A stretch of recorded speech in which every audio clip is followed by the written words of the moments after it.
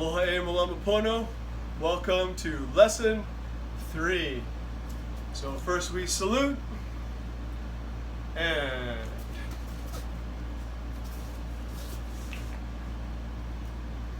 we come in peace. We look for and see the good in others. We train in mutual respect.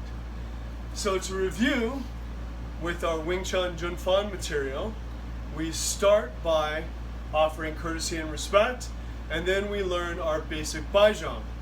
So for that, as we cross our hands, our toes widen, then our heels come in, and then we come into Wu Sao position. And to review, that started with the single Chung Choi. So we're going to do that first. 1, 2, 3, 4, 5, 6, 7, 8, 9, 10. Okay? Now in addition to that, as you remember from the previous lessons, we also worked on Pak Sao, and then we added Tan Sao.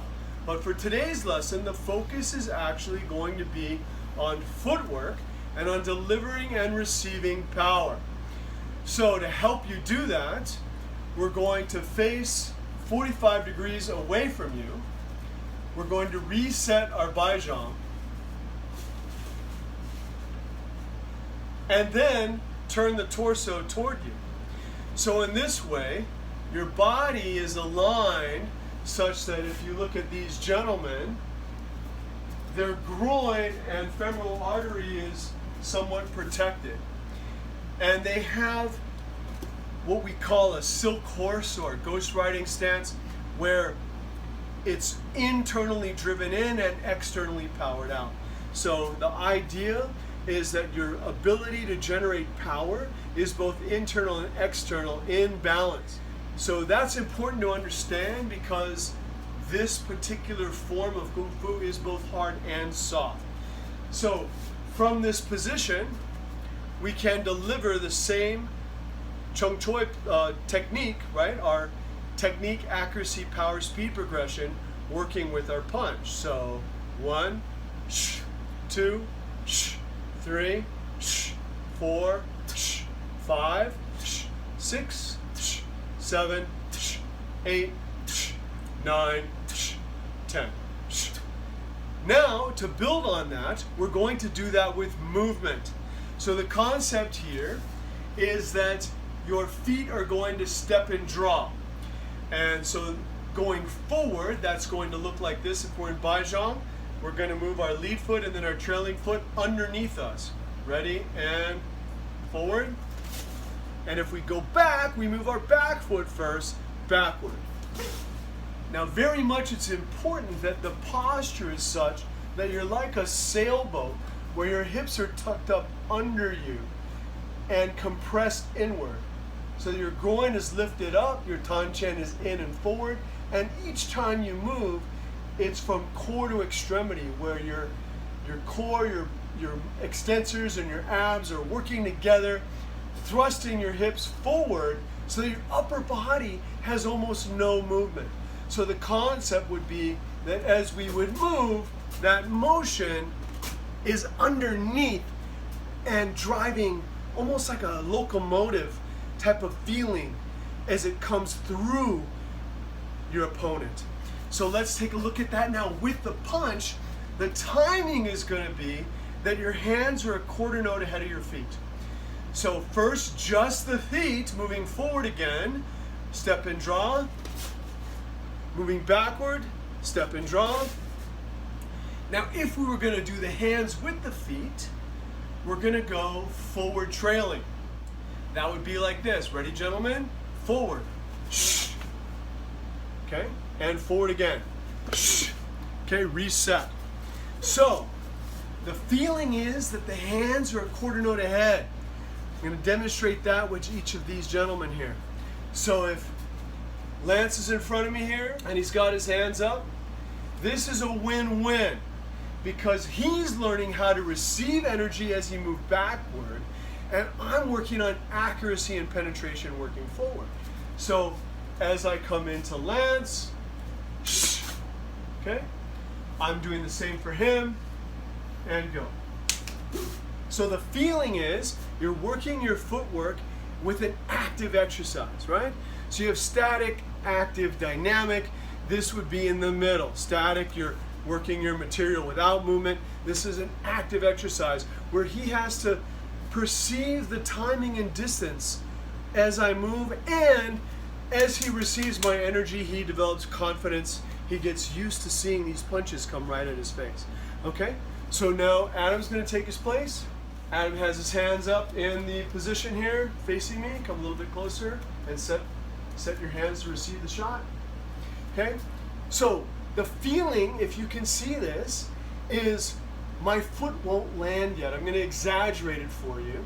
So that in the moment that my lead hand hits, I'm going to show you that my foot's actually off the ground.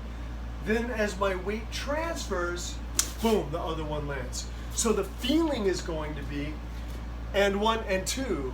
So ba-dum, ba-dum, as if your hands are a quarter note ahead of your feet.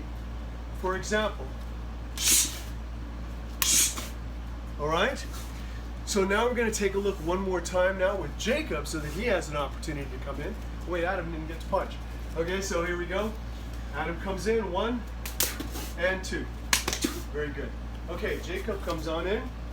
And as you can kind of see, we've got like a small, medium, and large size guy. Now that's important because in real life, you're going to always have to adjust.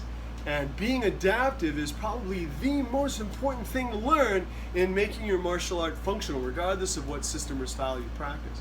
So Jacob's here, right? And I'm coming in, loading into him with that timing. And 1 and 2, okay? Now let's take a look at what I'm talking about the size issue. So for example, if Jacob has a straight punch toward my face, right? If I was going to simultaneously punch at the same time as him, his hand would hit my face before my hand would hit his, okay? Now, granted, you don't always have somebody who's 7 feet tall in front of you, but it's good to try every possibility, all right? So in that sense, it's going to make more sense for me to be able to make him miss by just a little bit with that pop sound, so that my shot can enter. Or if I was Lance's size, I'd want to be hitting lower. All right? So let's have Lance come in. I'll show you what I mean. Now in Lance's case, if we were punch to punch, it's the opposite because now I'm a foot taller. So I hit him first, right? So in this case, maybe I want to go the other way. So instead of going under, I go over with my entry, so then my 2 shots would be over here on him, whereas they would be under on Jacob. Now if someone's closer to your size, we'll bring in Adam. Now in this sense, if his punch is extended and my punch is extended, you know, there's not as big a difference. So now I can get away with going a little bit inside or a little bit outside to enter, right? So a lot of times in class, this will be what happens, that they'll line you up with the person the same or roughly close to size as you are to learn the basics. But in terms of functionalizing your skill, you want to be able to expand that training to be able to adapt to anyone. Because in real life, you're going to have to improvise, adapt, and overcome. You might have someone bigger and stronger, you might have someone smaller and faster, or you might have someone close in size to you. So the drill to add to your lexicon for today is to add the footwork and movement, moving both forward in delivering the shots as well as backward in receiving the energy without losing your composure. And that's super important. That's what I want secretly for you to really get from this, is that I should be very comfortable watching you punch directly into my face and trusting my structure to receive that energy and that power without any feeling of nervousness, right? You want to get comfortable where the rest of the world is uncomfortable. You want to embrace being in the eye of the storm and being one with that chaos.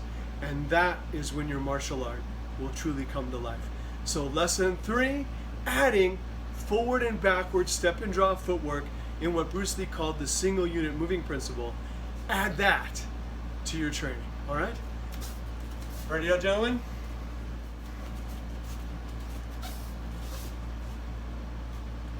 We come in peace, we look for and see the good in others, we train in mutual respect. Until next time, aloha and mahalo.